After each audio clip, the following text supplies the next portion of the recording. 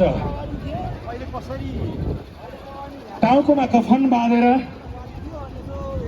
आफू बितेर भए पनि अग्रगामी शिक्षक कर्मचारी मैत्री ऐन जारी गराउने महाअभियानमा समाहित हुन आउनुभएका सम्पूर्ण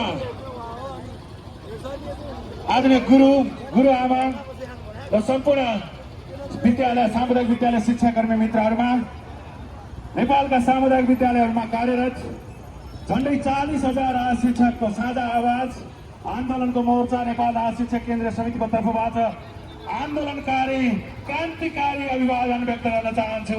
नमस्कार। यो महाअभियानका आदरणीय नेतृत्वकर्ता सम्पूर्ण नेताजीहरूप्रति मेरो उच्च सम्मान छ। मैले सम्बोधनमा सबैलाई उच्च सम्मान गर्दै छुट्याएँ। यो आन्दोलन शिक्षक आन्दोलन मात्रै होइन, बुझ्नमा गल्ती नगरियोस्। यो आन्दोलन यो मुलुक जोगाउने आन्दोलन हो। शिक्षा भनेको समृद्धिको मेरुदण्ड हो, मियो हो।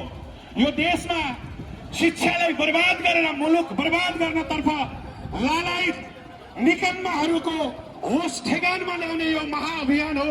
यो मुलुक जोगाउने अभियान हो।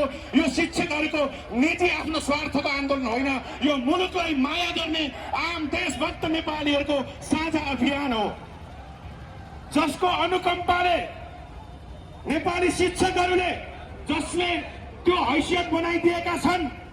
मुलुकका तमाम परिवर्तनहरूमा नेपाली शिक्षकहरूको जुन अतुलनीय योगदान छ, त्यसबाट प्राप्त उपलब्धिमा सिंहदरबारभित्र